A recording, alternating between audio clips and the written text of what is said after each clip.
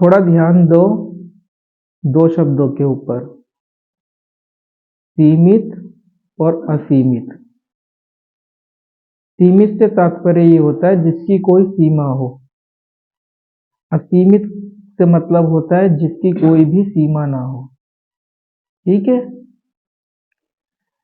सीमित एक बाउंड्री प्रकार प्रदान करता है। तो जब हम आत्म तत्व की बात करते हैं तो हम ये भी कहते हैं कि परमात्मा अनंत है। अनंत और असीमित एक ही बात है, पर्यायवाची शब्द है।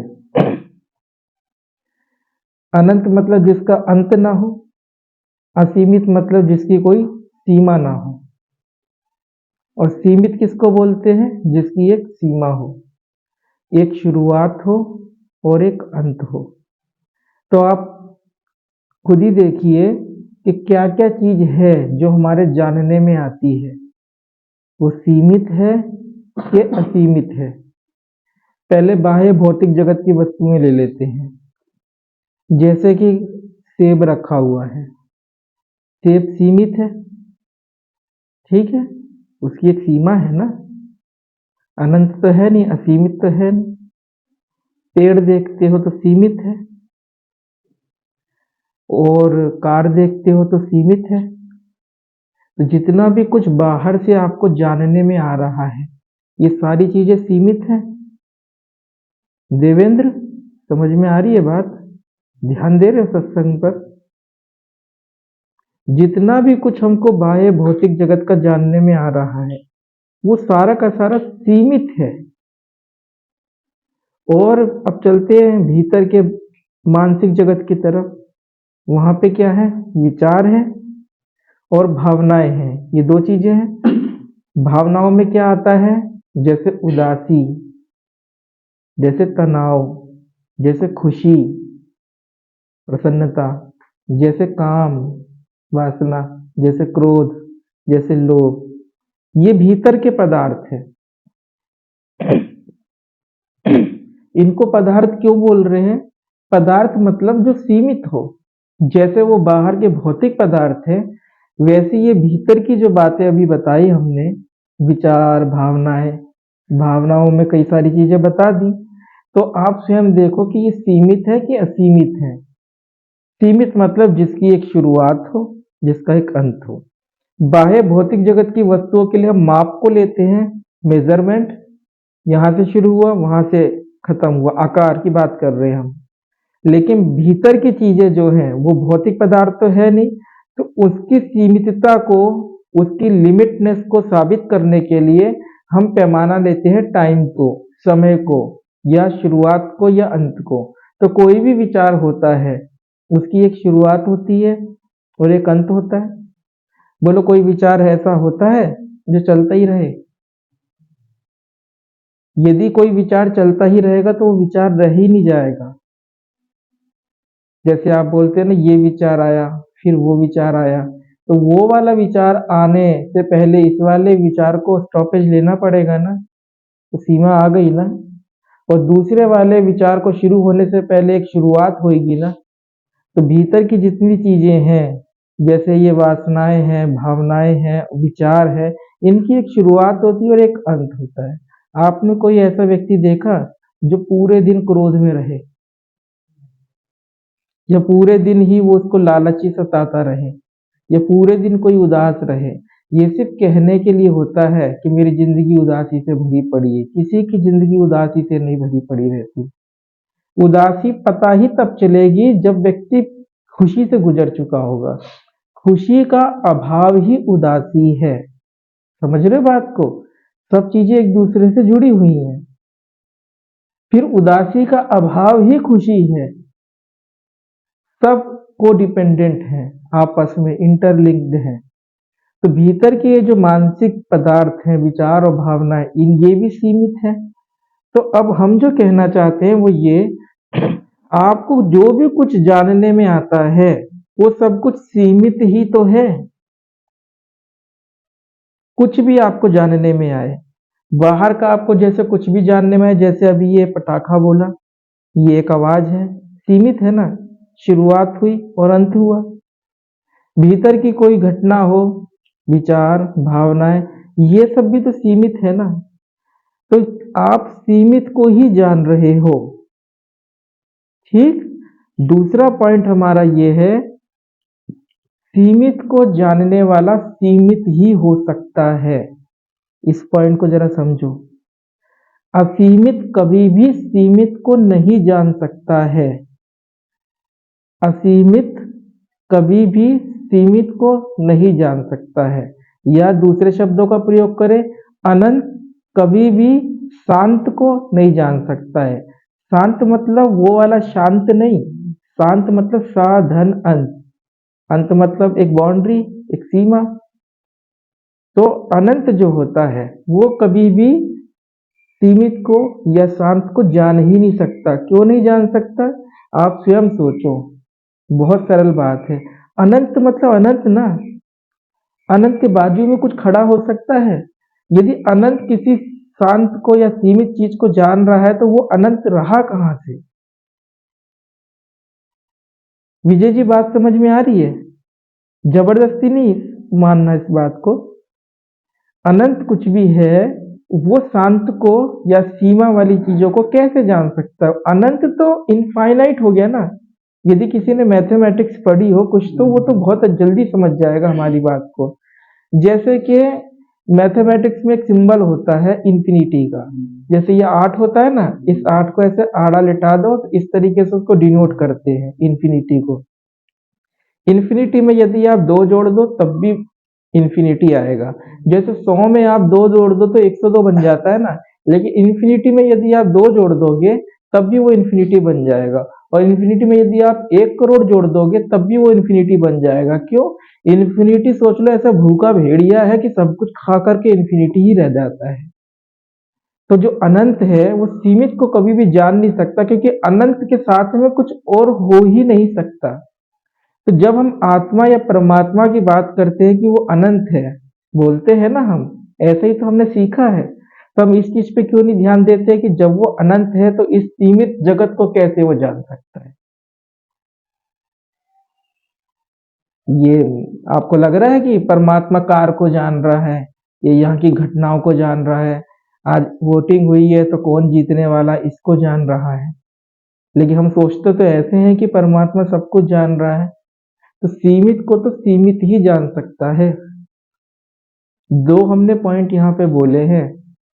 पहला क्या बोला है कि सीमित को सीमित ही जान सकता है, और दूसरा क्या बोला, अनंत कभी भी सीमित को नहीं जान सकता। एक ही बात है, दूसरे तरीके से क्लियर करने के लिए, स्पष्ट करने के लिए हम बोल रहे हैं। तब फिर शास्त्रों के अंदर कुछ ऐसी बातें आ जाती हैं, जैसे गीता में भगवान कृष्ण कहते हैं कि तेरे और मेरे अनेक जन्म हो चुके हैं, उन सबको तू नहीं जानता, मैं जानता हूँ। आता है ऐसा गीता में, 4 अध्याय में आया है ये। तो हम सोचते हैं भगवान कृष्ण तो सब जानते हैं कि ये पिछले जन्म में यहाँ पे कुत्ता बना था, अगले जन्म में ये बनने वाला है, तो सब जानते हैं। तो हम वहां पे चूक जाते हैं। क्यों? क्योंकि हम सोच रहे हैं कि यहाँ पे भगवान कृष्ण कोई सीमित सत्ता है जो जान रही है सीमित अर्जुन के जन्मों को। बात ऐसी नहीं है। बात इस तरीके से है कि भगवान कृष्ण तो वो सत्ता है जिससे कुछ का भी ज्ञान होता है। आप इसको अंग्रेजी में बोला जाए तो विटनेसिंग कॉन्शियसनेस बोलते हैं। विटनेसिंग कॉन्शियसनेस का मतलब यह है साक्षी भाव, यदि आपने इस शब्द को कभी सुना हो, साक्षी भाव। उपनिषदों के अंदर, ऐतरेय उपनिषद के अंदर जहां तक हमें पता है, कहानी आई है 2 कबूतरों की कि एक पेड़ के ऊपर 2 कबूतर रहते हैं। एक कबूतर जो है दोनों हमशक्ल हैं, बिल्कुल एकदम डिक्टो सेम है। एक कबूतर अपनी गृहस्थी कर रहा है, बच्चे दे रखे हैं, अंडे दे रखे हैं, फिर बच्चे निकले हैं, उनके लिए भोजन के लिए उड़ता है और आता है। दूसरा वाला कबूतर वो सिर्फ केवल मात्र देखता है उसकी गतिविधियों को। और ये बहुत फेमस स्टोरी है, और इससे जो है काफी कुछ मतलब क्लियर होता है। किस चीज के विषय में? क्षेत्रज्ञ के विषय में बोलो, यदि 13वें अध्याय के हिसाब से देखो गीता के, या फिर विटनेसिंग कॉन्शियसनेस या साक्षी भाव के बारे में बोलो, तो वो जो दूसरा कबूतर है वो अंडा थोड़ी ना जानता है, सिर्फ वो जान रहा है बस। आपको लगेगी कि ये कैसी बात है। यदि वो अंडा जानेगा तो वो अनंत नहीं रह सकता है। अंडे को अंडा जानने के लिए उसके पास में भाषा होनी चाहिए। भाषा लेकर के तो दूसरा वाला कबूतर बैठा है, तभी तो वो अपने बच्चे पाल रहा है। इसके पास में क्या है, देखते हुए भी नहीं देख रहा है, जानते हुए भी नहीं जान रहा है। ये केवल मात्र शुद्ध जाननापन है। तो भगवान कृष्ण जब बोलते हैं कि तेरे और मेरे अनेक जन्म हो चुके हैं, उन सबको तू नहीं जानता, मैं जानता हूं, तो ये नहीं कि अर्जुन के जन्मों की गिनती करके बैठे हुए। जो भी कुछ घटित हो रहा है वो साक्षी भाव से जानने में आ रहा है, लेकिन वैसे नहीं जानने में आ रहा है जैसे हम सोचते हैं कि हाँ परमात्मा के पास में कोई हिसाब किताब है सृष्टि का। वो तो उसका मूल स्वभाव ही है, आत्मा का बोध स्वरूप। अब समझ रहे हो हमारी बात को? उससे तो कुछ भी नहीं चूक सकता। जब रावण तीर चला रहा था राम जी के ऊपर, तो रावण को भी जो बोध हो रहा था ना, तो उसी आत्म तत्व के कारण हो रहा था। और राम जी को भी जो बोध हो रहा था कि यहाँ पे कुछ है, तो वो भी उसी तत्व के कारण हो रहा था। आत्मा मतलब वो जिससे हमें अपने किसी भी अनुभव का ज्ञान होता है, उस तत्व का नाम आत्मा है। इसमें ना जाकर के हम फिर से उसी चीज में आएंगे, सीमित और असीमित में, क्योंकि उसके बाद में हम भी कुछ आपसे एक्सरसाइज भी करवाएंगे। और फिर बाद में जो है अलग से कल वाले के विषय में अलग से बताएंगे, कि उसको थोड़ा सा रिपीट कर देंगे ना तो और ज्यादा क्लियर हो जाएगा। सीमित को केवल मात्र सीमित जान सकता है। तो जब आप वस्तुओं को जान रहे हो तब आप सीमित बन रहे हो, इस चीज को समझो।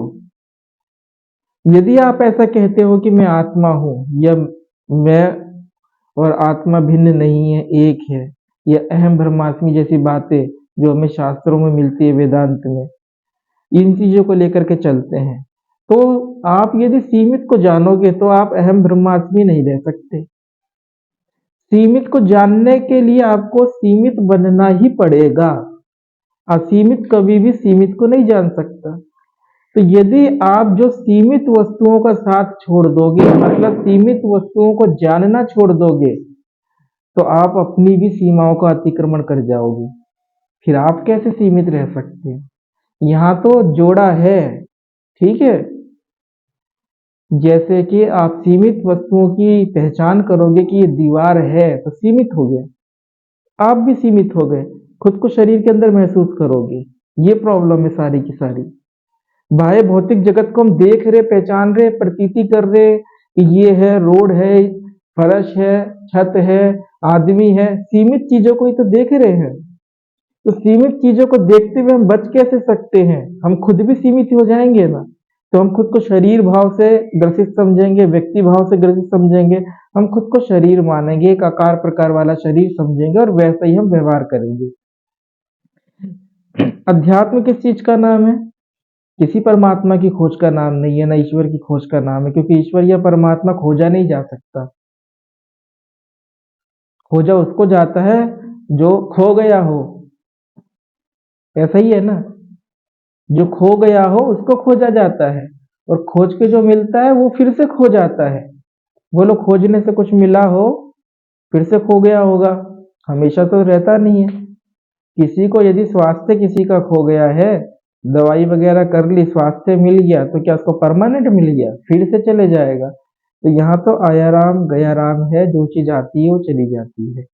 तो जब तक हम सीमित की प्रतीति करते रहेंगे, तब तक हम खुद भी सीमित होने के लिए बाध्य हैं, श्रापित हैं।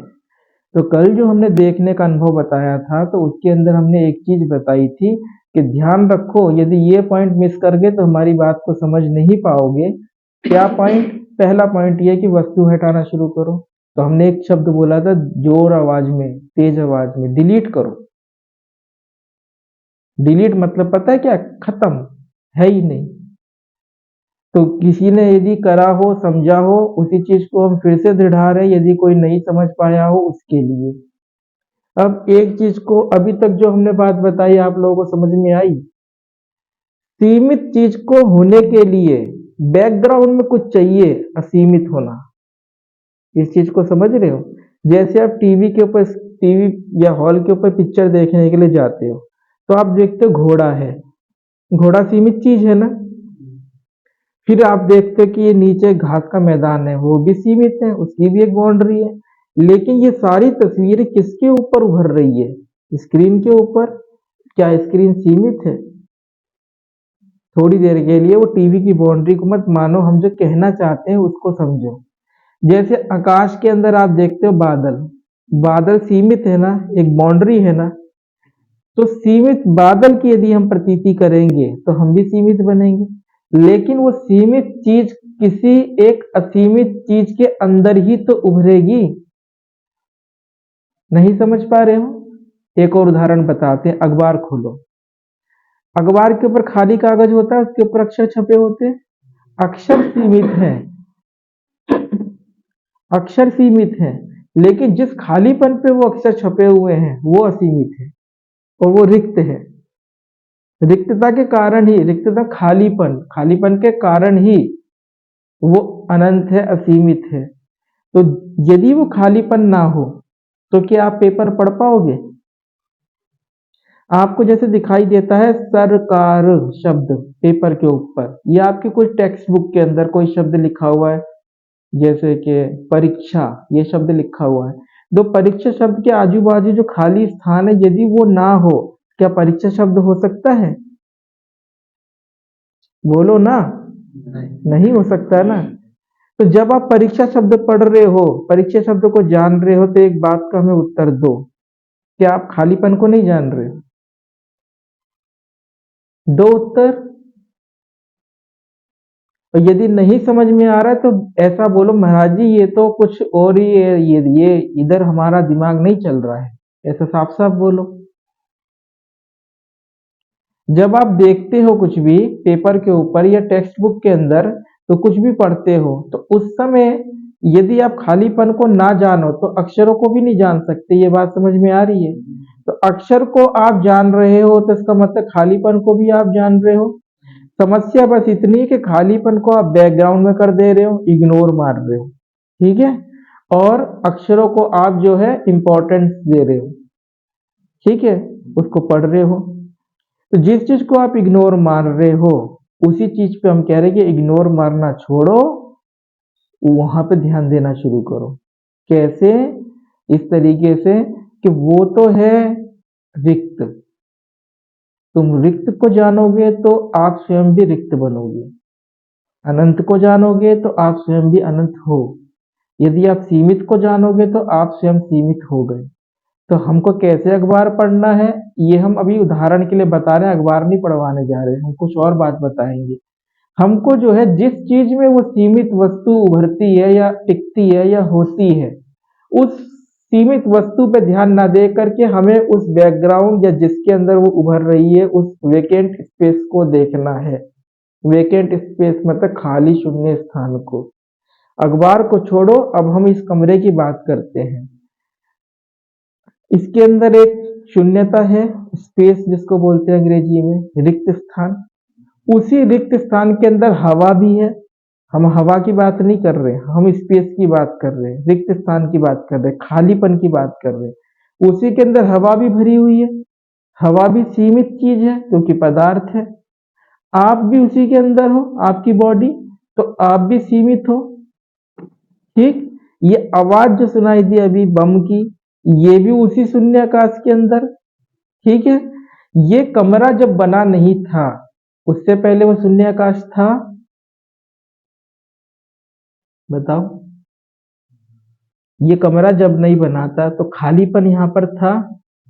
कमरा बन गया तो क्या खालीपन कहीं भग गया है? कमरा गिर जाएगा तो खालीपन क्या कहीं खत्म हो जाएगा? और बाहर जो खालीपन है पूरे संसार का, और ये जो खालीपन है, ये एक है कि दो है? आपने दीवार खड़ी कर दी तो अंदर बाहर का भेद हो गया ना, ठीक है। ये तो आपने कर दिया है ना, ये आपकी रचना है। बाहर वाले आकाश को बोलते हो आपके, ये आकाश है, और भीतर हमारे शरीर के अंदर जो आकाश है उसको बोलते चिदाकाश है। भीतर वाले आकाश की अब हम कुछ चर्चा करने जा रहे हैं। जैसे बाहर के ये भौतिक पदार्थ हैं, ये सीमित चीज है, और हमने क्या कहा था, सीमित किसी असीमित के अंदर होना चाहिए। हम्म। तो वो तो ये बाहर हमने बोला, स्पेस की बात करी। तो भीतर भी जो हमारे पदार्थ है, काम है, क्रोध है, उदासी, निराशा, तनाव, और विचार। तो ये सीमित पदार्थ जो भीतर वाले हैं, ये भी किसी असीमित में होना चाहिए। ठीक है, समझ में आ रही है बात? तो ये जो जिस असीमित में होना चाहिए उसको बोलते, उस शून्याकाश को बोलते चिदाकाश। कुछ दिनों पहले हमसे किसी ने एक प्रश्न पूछा था कि विचार कहाँ जाते हैं, ये नहीं पूछा था कि कहाँ से आते हैं। तो किसी ने मतलब प्रश्न लिखित में पूछा था व्हाट्सएप पे, तो हमने कहा था वहीं जाते हैं जहां से आते हैं, इसी शून्य आकाश से उभरते हैं और इसी शून्य आकाश के अंदर लीन हो जाया करते हैं। तो बाहर यदि हम वस्तुओं की प्रतीति करेंगे, सीमित चीज की प्रतीति करेंगे, इनको हम जानेंगे तो फिर हम खुद भी सीमित बन जाएंगे। तो हमको अब दूसरे तरीके से देखना है, अब एक्सरसाइज की तरफ बढ़ रहे हैं। कैसे देखना है? इसके अंदर जो वस्तुएं हैं, वस्तुओं पे ध्यान ना देकर के वस्तुओं के बीच में जो रिक्तता है उसके ऊपर ध्यान देना है। और आप पहले से जान रहे हो उसको, क्योंकि उसको यदि आप नहीं जानेंगे तो आप वस्तुओं को नहीं जान सकते।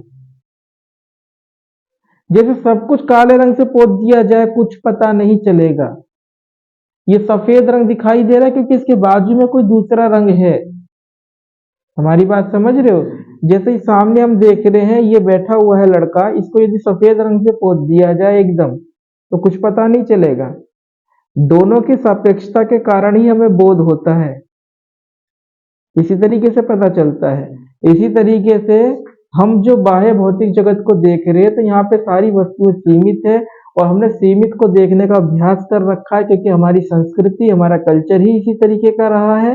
अध्यात्म किस चीज का नाम है कि जरा सी दृष्टि को अपनी पलटो, ये सीमित वस्तुएं जिस शून्य आकाश के अंदर हो रही है वो अभी भी मौजूद है, उसके लिए कोई खोजबीन नहीं करनी है, आप उसको पहले से ही जान रहे हो। बस आपको जो है उसके प्रति बोधपूर्ण होना है। उसके प्रति बोधपूर्ण होने के लिए अखबार के खालीपन के जानने के लिए थोड़ी देर के लिए अक्षरों को भूलना पड़ेगा। यदि अक्षरों में उलझे रहोगे ना, पेपर में छपा है कि सरकार ने ये निर्णय लिया, फिर तो देख चुके खालीपन, फिर तो सरकार के संबंध में बातें होने लग जाएगी, ये सरकार को बदलना है, ये है, ये वो है। तो हमको क्या करना है, एक छोटी सी एक्सरसाइज करो। जो भी कुछ है बहुत सरल है, यदि नहीं समझ में आता है तो बार बार पूछ लेना, सत्संग के बाद पूछ लेना, ऐसी कोई बात नहीं है। लेकिन समझो कि जितना भी कुछ दिखाई दे रहा है वस्तुओं पे ध्यान नहीं देना है, जो शून्य आकाश पसरा हुआ है उसके प्रति आपको जागरूक होना है, बोधपूर्ण बनना है। यदि आप उसको महसूस कर पाए, उसी के अंदर ये बॉडी भी है आपकी, यदि आप उसको महसूस कर पाए और चित्त शांत हो तो हल्के से आंख बंद कर लेना है। फिर भीतर वाले आकाश को आप तुरंत कैच कर पाएंगे, क्योंकि बाहर वाले से दोस्ती हो गई, ठीक है, खालीपन से, तो भीतर वाला तो तुरंत पकड़ में आ जाएगा। और जहां भीतर वाला पकड़ में आ जाएगा उसी का नाम है मेडिटेशन।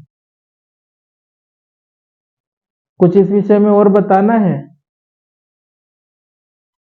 कुछ और विस्तार करें इसको किस? ये इस तरीके से है, जैसे अभी आप जो है बैठ जाओ। सबसे पहले तो हम ये बोला करते हैं कि कभी भी कोई अभ्यास करो, भजन का, अध्यात्म का, कुछ भी है, तो शरीर के अंदर तनाव नहीं होना चाहिए। चलो आज ये पॉइंट छिड़ गया, इसके ऊपर कुछ बातें बता देते हैं, क्योंकि इन लोगों को तो जानना बहुत जरूरी है इस चीज को। होता क्या है कि हमको जैसे आध्यात्मिक साधनाएं बताई जाती हैं, तो रीढ़ की हड्डी सीधी करो, पलती मार करके ऐसे बैठो, आंखें जैसे आधी खुली रखो। आप स्वयं अपने अनुभव से बताइए कि आप इससे रिलैक्स होते हैं कि और तनाव में भर जाते हैं? बताओ, खुद अपना अनुभव बताओ। तनाव से भरते हो ना? तो यदि आप पहले से डिप्रेशन के अंदर आ गए, आपकी बॉडी रिलैक्स नहीं है, तो उसके बाद में मन को रिलैक्स करोगे आप? आपने तो शुरुआत ही गलत कर दी। तो हम सबसे पहली चीज क्या बताते हैं? रिलैक्सेशन।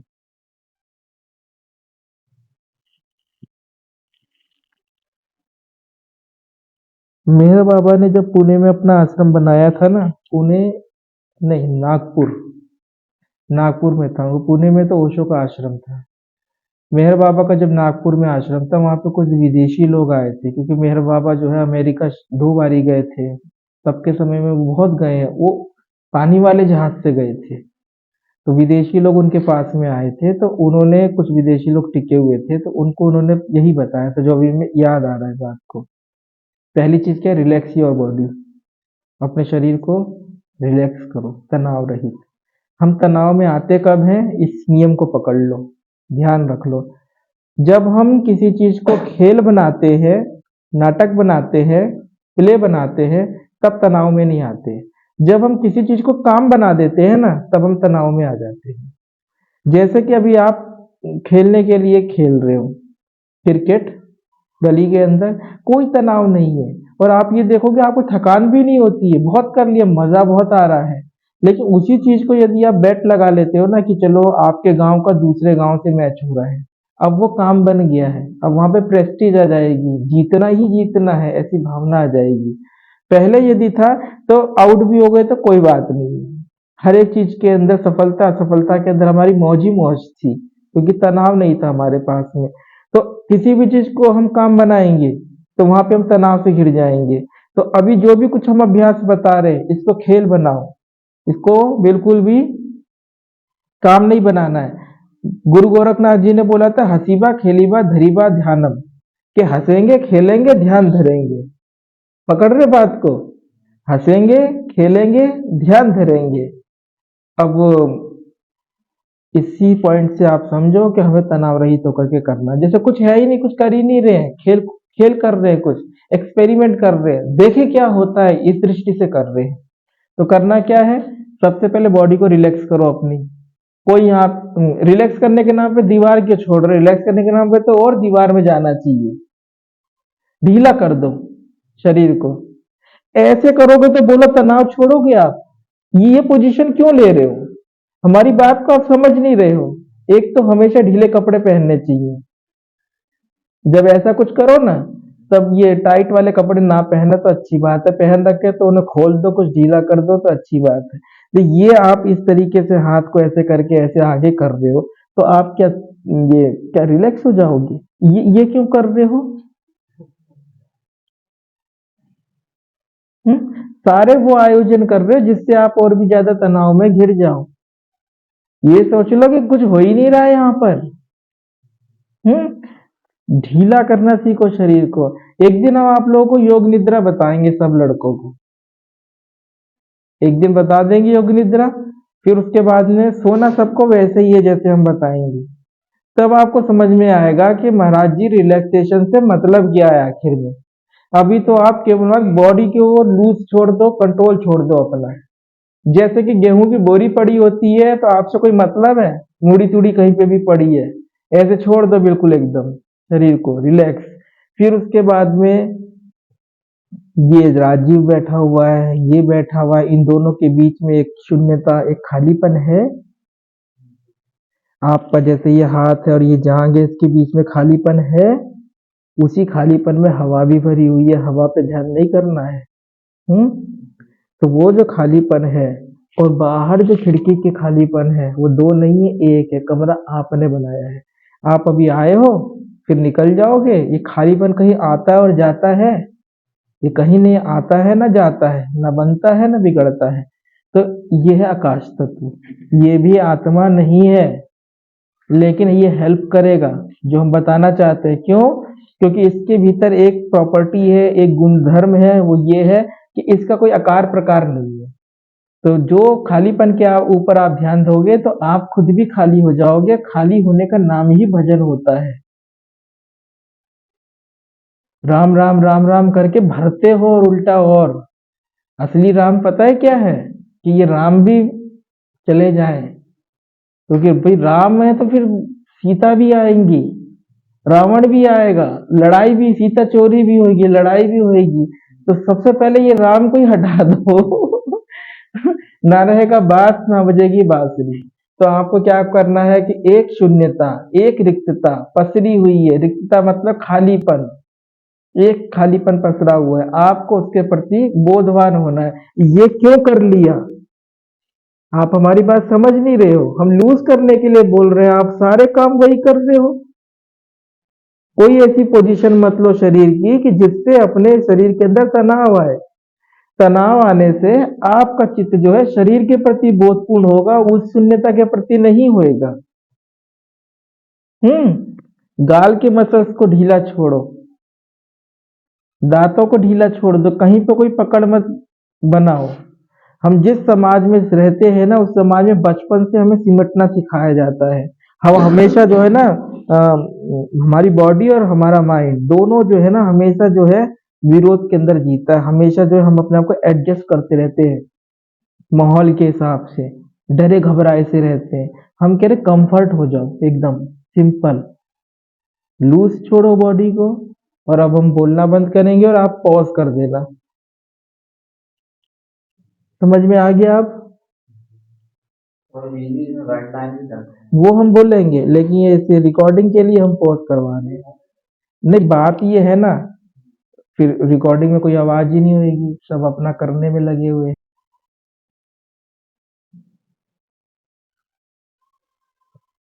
ऐसे बैठोगे आप,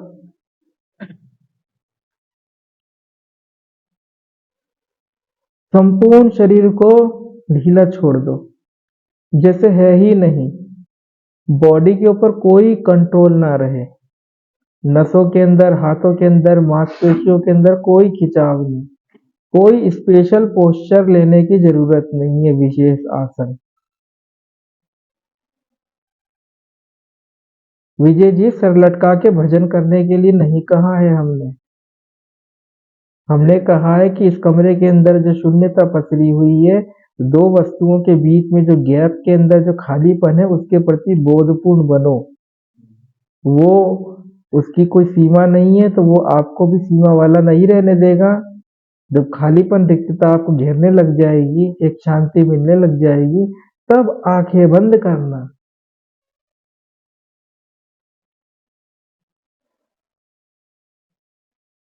कुछ आवाज भी सुनाई दे रही है, तो वो इसी शून्यता के अंदर सुनाई दे रही है, इसी शून्यता से उभर करके इसी में विलीन हो जा रही है।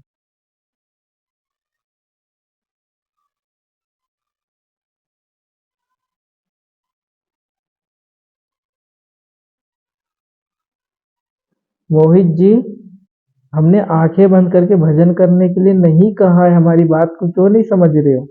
हम कह रहे हैं इस कमरे के अंदर वस्तुओं को न जान करके, वस्तुओं के बीच में, आदमियों के बीच में जो शून्यपन है उसको जानो।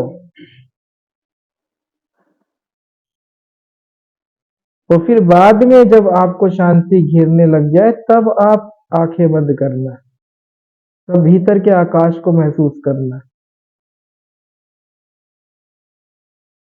और जब आंखें बंद करना, तब एक बात का ध्यान रखना, मुझे मेरे शरीर का कोई अनुभव नहीं हो रहा है।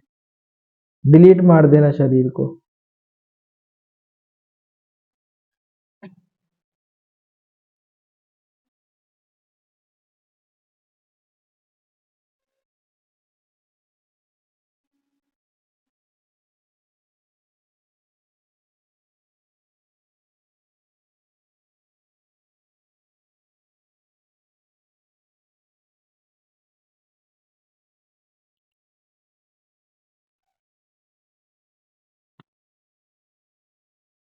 मोनू, भजन करने के लिए नहीं कहा है। इस कमरे के अंदर जो शून्यता है, रिक्तता है, इसके प्रति बोधपूर्ण बनने के लिए कहा है। आपके दिमाग में घुसती क्यों नहीं है बात? इसको जानो, जिसके अंदर ये सारी चीजें हैं। चाहे ऐसे फेस को स्थिर रख के जानो,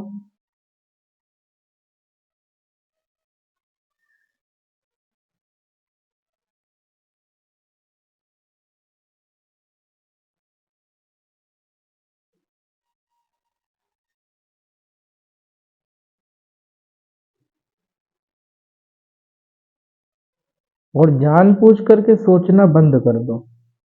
आदत होती है हमारी, जानबूझ करके सोचेंगे, फिर बाद में बोलेंगे महाराज जी से कि विचार बहुत आते हैं।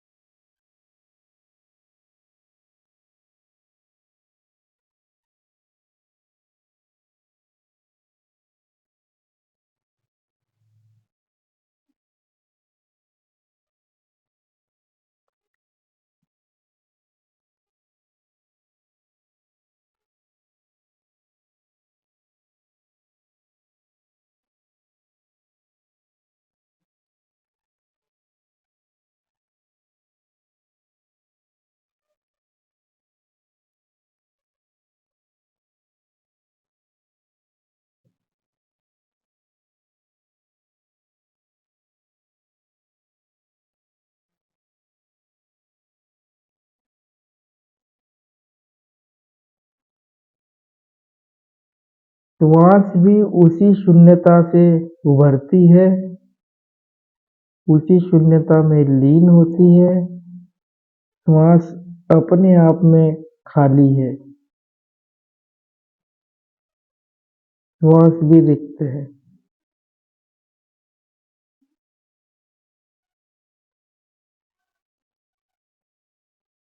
किसी भी चीज को पकड़ना नहीं है कि पता चले कि श्वास को देखने लग गए।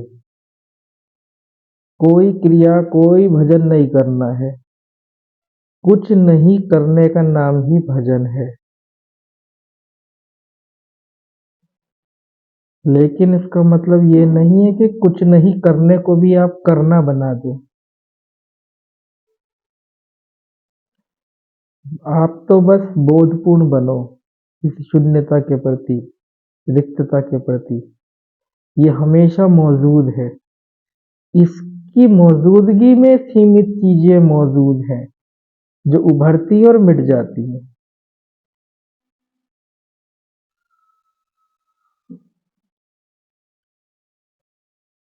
कोई विचार भी आपको आ रहा है तो इसी शून्यता में उभर करके इसी शून्यता में लौट जा रहा है। तो विचार यदि आए तो किसी भी विचार से झगड़ा नहीं करना है, ना ही किसी भी विचार का स्वागत करना है। निरपेक्ष भाव से विचारों को देखो, जैसे मेरे नहीं किसी और के विचार है, अपने से क्या लेना देना। तो विचार पकड़ेगा ही नहीं आपको।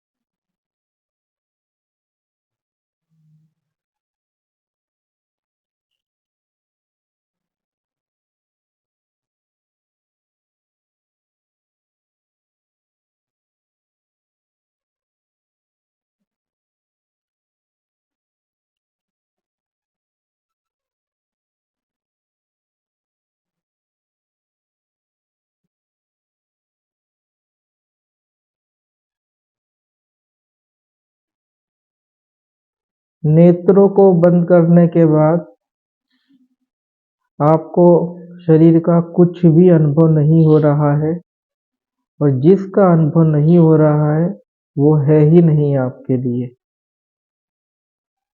विचार बार बार हाथ पांव कहीं शरीर बैठा है ऐसी धारणाएं प्रस्तुत करेगा, लेकिन उसकी चलने मत देना। टेक रख लेना कि मुझे तो मेरे अनुभव के, मुझे जानने में क्या आ रहा है बस। और जब आप रिक्तता के प्रति समर्पित रहते हो तो आपको कुछ भी जानने में नहीं आएगा, केवल मात्र जाननापन रह जाएगा, शून्यता रह जाएगी, मौजूदगी रह जाएगी, प्रेम शांति ये सब रह जाएगा। शरीर जो है पता ही नहीं चलेगा, आप अपने आप को हवा की तरह महसूस करोगे।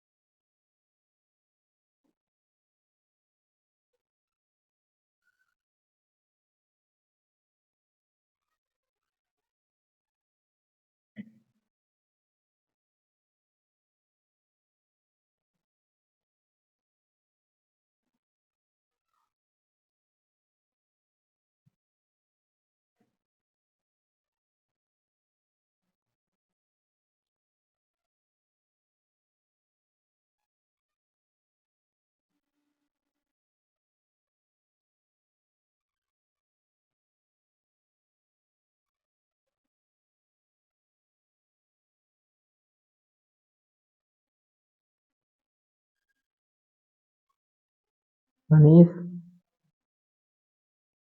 अनीस, रिकॉर्डिंग पॉज कर दो।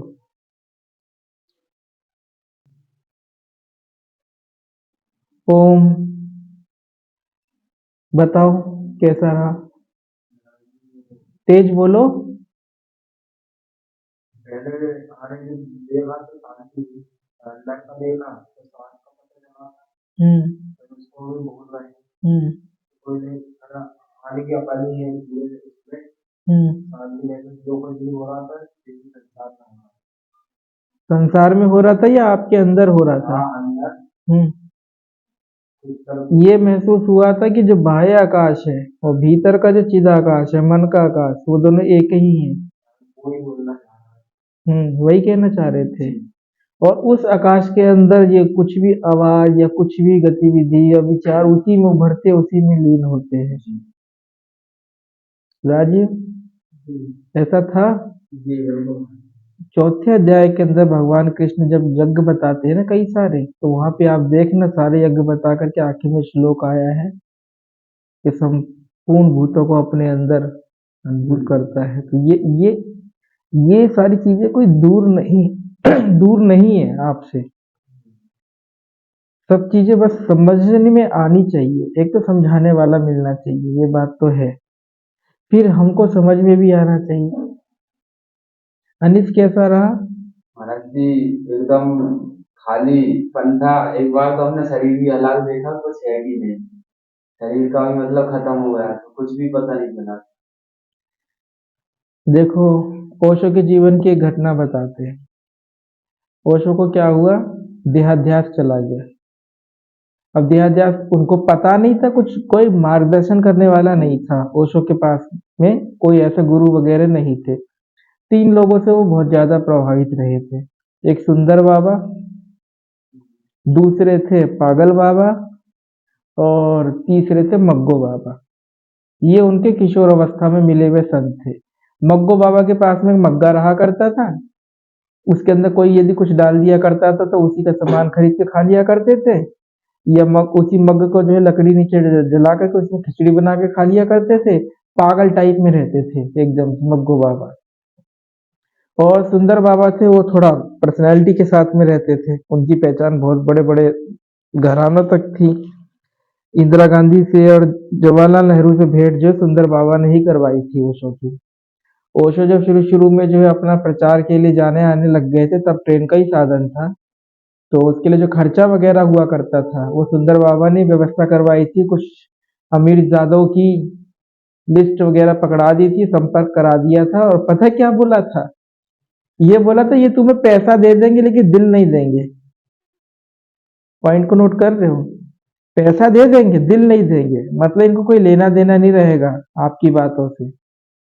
तो और तीसरे थे पागल बाबा। पागल बाबा जो है संन्यास आश्रम के जो होते ना, आप अखाड़ों वाले साधु, उसी परंपरा में से थे। तो ये संत थे, लेकिन इनसे कुछ ऐसा मार्गदर्शन नहीं प्राप्त हुआ था कि कुछ कोई साधना बताई हो या कुछ भी, लेकिन ये कहीं ना कहीं उनके जीवन के अंदर किशोर अवस्था में प्रभावित करा। जब ओशो जो है पढ़ने के लिए सागा यूनिवर्सिटी में चले गए, हम तब की बातें बता रहे हैं, तो देहाध्यास जब उनका चला गया तो उनको पता ही नहीं था ये क्या हो क्या रहा है, तो अपना सर फोड़ा करते थे दीवार से। अब यदि किसी के पास में थियोरेटिकल नॉलेज ना हो तो वो इन सारे अनुभवों को समझ नहीं पाएगा कि आखिर में क्या है बात। इसलिए हम बोला करते हैं पहले बौद्धिक समाधान होना जरूरी है, फिर उसके बाद में अपना आध्यात्मिक अनुभव होना जरूरी है। तो ये जो आपको लगा कि शरीर मतलब है ही नहीं, आप चेकिंग कर रहे हो, टेस्टिंग कर रहे हो, ये जो टेस्टिंग करने वाला है ना, ये भी नहीं है। जब आप टेस्टिंग कर रहे हो तो कोई चीज है ना जो टेस्टेड है, जिसका टेस्ट करा जा रहा है, कुछ ऑब्जेक्ट है। ये शून्यता को यदि हम पकड़ेंगे तो हमें ये पता चलेगा कि जितनी भी चीजें हैं ये पदार्थ जगत सीमित पदार्थ का बना हुआ नहीं है। वास्तव में ये हमारा केवल भ्रम है या कंसेप्ट है, इसके अतिरिक्त और कुछ नहीं है। जैसे कि आप बादल देखते हो आकाश में, तो करते हैं ना बच्चे, अरे वो हाथी बना हुआ है, लेकिन क्या हाथी है? जैसे घर की जो छत जो है ना पटिया वाली होती है ना, ये पत्थर वाली, तो यदि देखोगे इस तरीके से तो लगेगा यहाँ पे जो है कोई स्त्री बनी हुई है, कोई हाथी बना हुआ है, लेकिन कोई हाथी है वहां पर? नहीं है ना। और तो वो जो स्त्री या मेंढक या हाथी या फूल, वो भी उसी पत्थर का बना हुआ है ना। बादल में भी कभी कभी ऐसा लगता नहीं कि अरे कार है ये तो, लेकिन कार तो नहीं है, उसी चीज की बनी हुई है ना। उसी तरीके से जैसा हमें दिखाई देता है ऐसा देखना हमने सीख लिया है। हम उतना रियल नहीं देखा करते जितना हम भाषा के द्वारा इसको जो है धारणा बना करके हम देखा करते हैं। तो शुरुआत सत्संग की कहाँ से हुई थी? तब अब सत्संग कंपाइल करने जा रहे हैं। पहले हम सोच रहे थे कि जो अर्जुन ने प्रश्न करा है ना कि कर्म क्या है, भगवान कृष्ण ने 8वें अध्याय में उत्तर दिया है। उस श्लोक का इस सब बातों से बहुत लेना देना है, लेकिन फिर हमने सोचा कि पूछा ना आपसे, सत्संग पहले ही 45 मिनट कुछ का हो गया ना, बात लंबी हो जाएगी, इसलिए हम समाप्त कर रहे हैं। शुरुआत हमने यहाँ से करी थी कि सीमित का ज्ञान, ठीक है, हमको सीमित बनाता है। असीमित कभी भी सीमित को नहीं जान सकता। तो ये जो आप बाह्य जगत के अंदर वस्तुओं की प्रतीति करते हो, तो वस्तुएं हैं सीमित। इन सीमित वस्तुओं की प्रतीति के कारण आपको भी लगता है कि मैं ये बॉडी हूं या मैं इस शरीर के अंदर हूं। कुछ लोग इस तरीके का अभ्यास जैसे करते हैं कि मैं इंद्रियों से परे हूं, मैं हाथ के द्वारा कार्य करता हूं या मैं आंखों के द्वारा देखता हूं। गीता के 3रे अध्याय में जब भगवान कृष्ण ने ये श्लोक दिया है ना, यज्ञार्थार्थ कर्मण्यो न त्रिलोकोयम कर्म बंधने, इससे पहले एक श्लोक आया है, तो उसके अंदर वो यही बोल रहे हैं कि मन के द्वारा इंद्रियों को संयमित करके। तो वहां पे भी वो यही बात बोल रहे हैं, तो मन के द्वारा इंद्रियों को संयमित करके संपूर्ण इंद्रियों के द्वारा कर्मयोग के आचरण के लिए भगवान कृष्ण उपदेश कर रहे हैं। लेकिन वो करने के बावजूद भी कहीं ना कहीं हमें भीतर ऐसा लगता है कि इस शरीर के अंदर मैं हूँ, तो ये भी खटका है, ये भी कमी है। तो हम यही चीज बता रहे हैं कि जब तक हम सीमित वस्तुओं की प्रतीति करते रहेंगे, बाहर तो ये भौतिक जगत की वस्तुएं हैं, भीतर विचार है, मानसिक भावनाएं हैं, वो सारी चीजें भी सीमित है। इनको जब तक जानते रहेंगे तब तक हम खुद भी सीमित बने रहने के लिए श्रापित है या बाध्य है। तो जिस असीमित बैकग्राउंड के अंदर या जिस असीमित आकाश के अंदर ये सीमित वस्तुएं उभरती हैं, तो हम जो सीमित वस्तुओं की प्रतीति ना करके हम उस असीमित आकाश के प्रति बोधवान बने। ये भी हम गलत कह रहे हैं कि बने, हम पहले से बोधवान हैं। यदि हम खालीपन ना जाने अखबार का, तो हम अक्षर नहीं जान सकते। उसी तरीके से ये खालीपन यदि आप नहीं जान रहे होते तो ये सीमित वस्तुएं भी नहीं जान सकते। बस हम क्या कर रहे हैं, हम इग्नोर मार रहे हैं, हमारा ध्यान सीमित वस्तुओं पे ज्यादा है। तो हमें सीमित वस्तुओं पे जो हमने एक्स्ट्रा वेटेज दे रखी है उसको लूज करके हमें क्या करना है, जिधर हमने इग्नोर मार रखा है, हम हमारी ट्रेनिंग, हमारी कंडीशनिंग, हमारा जो समाज के द्वारा पूरी व्यवस्था ही ऐसी करी गई है कि बस सीमित सीमित सीमित को जानो। हम ऐसे मतलब प्रोग्राम रोबोट हो गए हैं, तो हम सीमित को ही जानने के लिए लगते हैं। जब हम अध्यात्म में भी आते हैं तो हम सीमित ही ढूंढते हैं, तो हम गणेश जी ढूंढते हैं सीमित, तो हम कोई देवता ढूंढते, राम जी ढूंढते सीमित, आकार प्रकार ढूंढते, और फिर सीमित चीजों के लिए फिर हम झगड़ा भी करते हैं। तो सही अध्यात्म से हम चूक जाया करते हैं। तो अब हम सत्संग खत्म करते हैं। ओम